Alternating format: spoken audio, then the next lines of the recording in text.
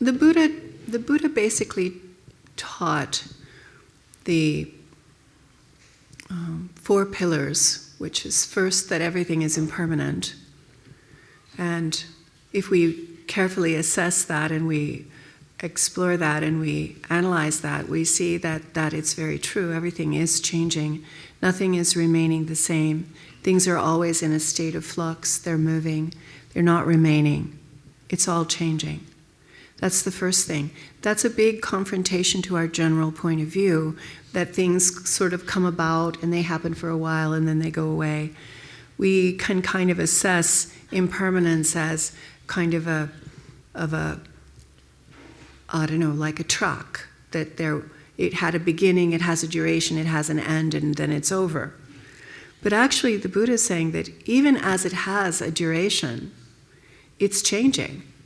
So there isn't any time that anything is the way that you might think that it is, because as soon as you had that thought anyway, it already changed. It already shifted.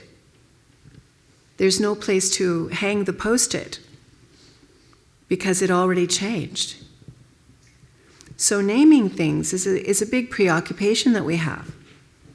Assessing things and liking them and disliking them and adjusting for them and all this is a little bit of a preoccupation based on not understanding deeply and profoundly the impermanent nature of reality. That there is nothing remaining the same where you can hang a name because it already changed.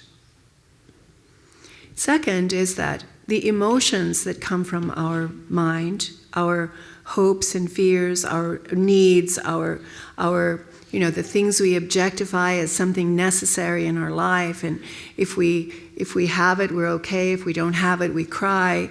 The things that are really emotional for us. All emotions produce suffering, the Buddha said. Now that means, you might wonder why. Well, because of the first point, because everything is impermanent. So however emotionally invested you are in something, it's impermanent. It's coming and going and changing. It's not remaining the same. It's not actually even havable because it has changed. And then the Buddha taught that all form is really emptiness, that emptiness is form. It's more like a dream or more like an illusion, like a hallucination or a mirage, like an echo. An echo isn't somebody talking to you.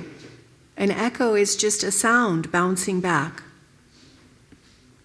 But we look at an echo and we impart meaning to it. This is what I does. I misunderstands the illusory nature of the phenomena and imparts meaning to it. For itself, meaning. For me, my meaning. That I like this, I don't like this.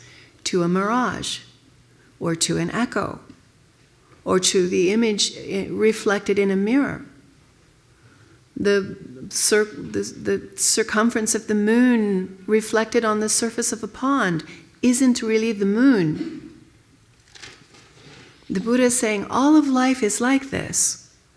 We see it, we feel it, we hear it, we like it, we don't like it, but if you examine it carefully, it isn't any more true than the moon reflected on water.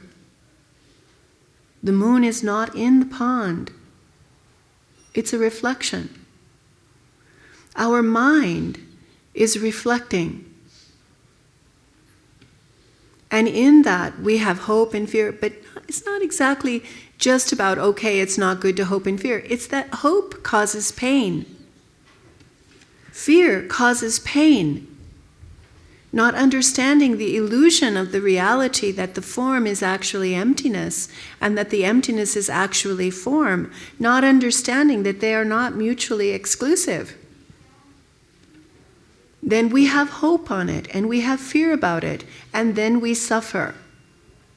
That's not only you and me. That's everybody. Anybody bearing the burden of I is believing a fictition and assuming with that fictition that they are experiencing the truth of things when they're only experiencing a reflection of things. Like someone dreaming who doesn't know they're dreaming. And they just won the lottery. A truck just delivered a whole bunch of money. And they're trying to hide it so their neighbors don't see. Dig a hole in the backyard to hide the money. But there's no money in your bed. There's no shovel. But for us, we're believing it. We're believing the illusion and we're imposing truth on it. And who is doing that is I. And a lot of it is just misunderstanding and assumptions and habits. But at a point when you really start to question and you look at it, you realize, I am doing this to myself. This isn't somebody else banging me on the top of the head. This is my own mind banging me on the top of the head. Then you start to realize, okay, I have to make a change. And that change, think about it. How difficult to make a change when I decide to change. What changed? When you're still using I. To change, I. The only way through is to do it for the others. Because they want to be happy. And what chance do they have? They don't want to be unhappy.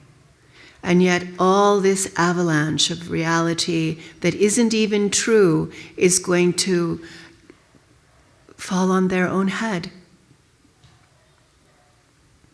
Then you have the hero heart. Then you have a heart that's not designed just for you and your successes and your fears, but in order that they could be free of suffering, I will conquer my mind. I will liberate self-centeredness. I will attain realization of the Buddha nature, and I will serve them all until they realize their nature. It's the only way through.